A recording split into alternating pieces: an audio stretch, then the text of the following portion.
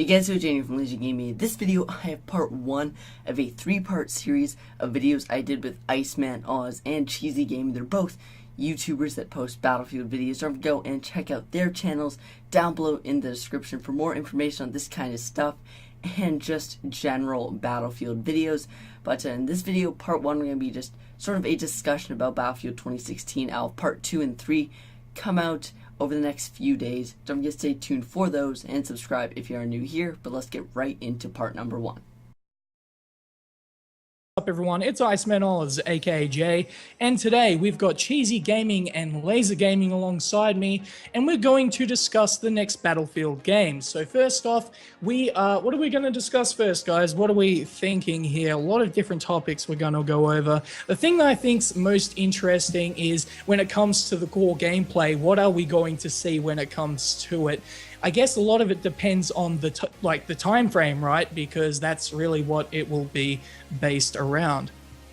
Yeah, so we obviously have like the 3 different types of timelines. So past, present, or future. Obviously, with past, most people thought it was primarily going to be World War I, but I guess now with some leaks, it might be World War I, World War II, Vietnam maybe. With present, it would probably be a bit postmodern with just continuing the Battlefield 3 and 4 franchise, and obviously with future, we have like the 2143 series. So like they each offer like sort of different gameplay. I think that if they went into the future, it'd be even more fast-paced than it is now. Although they wouldn't have to do it that way, just generally from how future games have gone in the past, they tend to be a bit more fast-paced. So yeah, that's pretty much what those timelines offer as far as gameplay.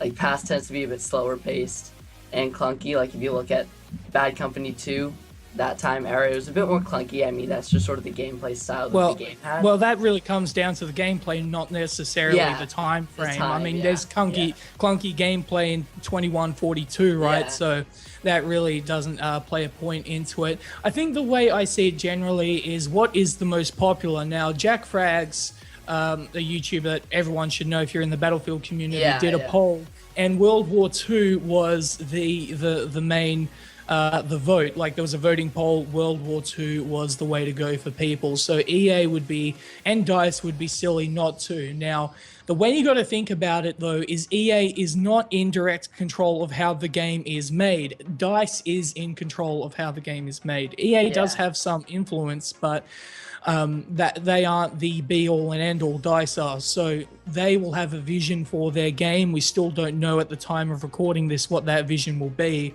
but we know that it's gonna have to, whatever it's going to be, it has to release well, because with Battlefield 4 and Battlefield 3, I don't know if you guys agree, but they release generally pretty bad, in a very bad state. Although I think EA, I mean, I don't know necessarily if this is EA or Visceral's part, but they seem to do a bit of a better job with Hardline. I mean, while the game might not necessarily be as popular, the launch itself was fairly smooth, and there weren't too many bugs. I mean, balance wasn't necessarily great, but the game did launch well. And I think if they were to go past, though, I mean, the active Battlefield community may want past, but as far as bringing in new players, which is obviously something that EA is constantly looking at, I'm not necessarily sure how well World War II would do, because I mean, EA, while like they might not necessarily want to admit it, and a lot of Battlefield players like don't necessarily want to admit it, like EA wants to target like the Call of Duty franchises. They're the biggest franchise and their biggest competitor, and they want to bring in some some Call of Duty players into the Battlefield franchise. That's and I don't know if World War II would do that.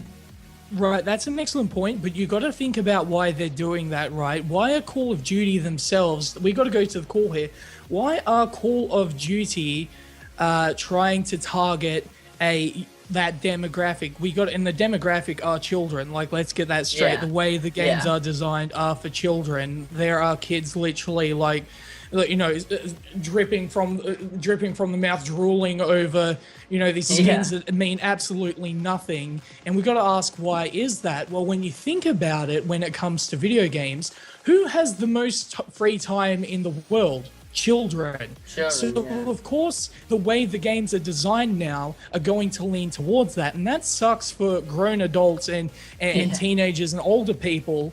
And that's why I think, as a general scale, I think that's why a lot of us are really hating like a lot of the first person shooters that are coming out. Not necessarily hating, but maybe not feeling the same way that we used to before, because the games before were designed for adults and now they're designed for children.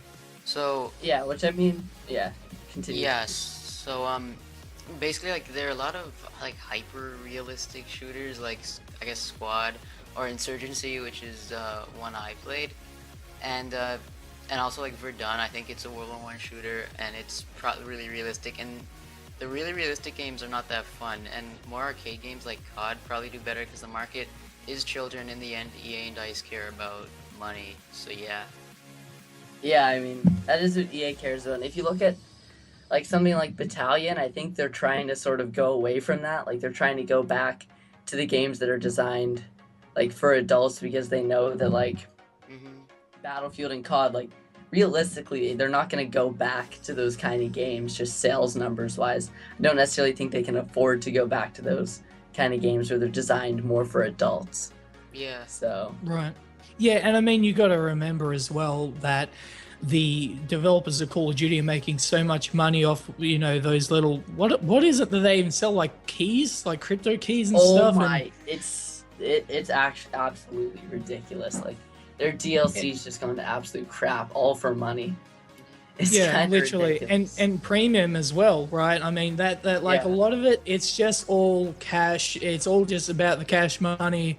And I feel like what's happening now is we're actually taking away from our games. Let's take, for example, Counter-Strike Global Offensive. I said this on a video that we'll be releasing very soon, that they have a workshop and they have developers that are, you know, part of the community, and there's a real community involvement. Now, you could say the community test environment is really a part of that, but that's not really enough. I feel like with things like premium, it takes away from things like CSGO, where a lot of fans are just putting in all sorts of stuff into the game, and it adds longevity to these games. Now it just seems to be more of a cash grab. Yeah, like, I personally was like, I'm sort of like working on like a World War II server for Hardline, where like you can just use like the classic weapons and it's only on certain maps. Like, when you try to go in and customize it, I mean, they do really limit you, and it's kind of annoying because if you look at other games that have like modding capabilities and stuff like that, it's just annoying that they don't give you those capabilities in Battlefield, because like you said, it does really create a better community, that because people can constantly like work on the game and have more fun with it. And I mean, like, the developers don't even have to work on necessarily new content, because the community can make a lot of new content. But the thing, going back to the COD thing, like, they released like a couple DLC weapons, and the only way you can get them is through like the cases, and you can earn them in game, but it takes like 3 to 4 games to earn one case, and the weapons only drop like once every 50 or 100 cases. And like, if they want to bring new people back into the game, that's just not going to happen, because like, people have to play countless games in order to get them. So what people end up doing is just buying these cases, spending like $100 to $200 on them just to get the new weapons. That's like for every DLC. It's kind of ridiculous, and I just really hope that Battlefield doesn't go that way in the future. Like, they brought battle packs in, and they allow you to buy the battle packs, which I just think isn't very good, and I just hope they don't bring like weapons into battle packs in the future.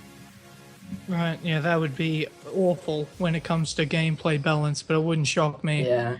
I do hope you guys enjoyed part 1 of this series. Don't forget to subscribe down below, with part 2 and 3 coming later, which will talk more about vehicular versus infantry, weapon balance, game modes, release date, and everything like that. So don't forget to stay tuned for those videos. Subscribe if you are new here. That's what it is. But guys, thanks for watching. I'll see you guys next time.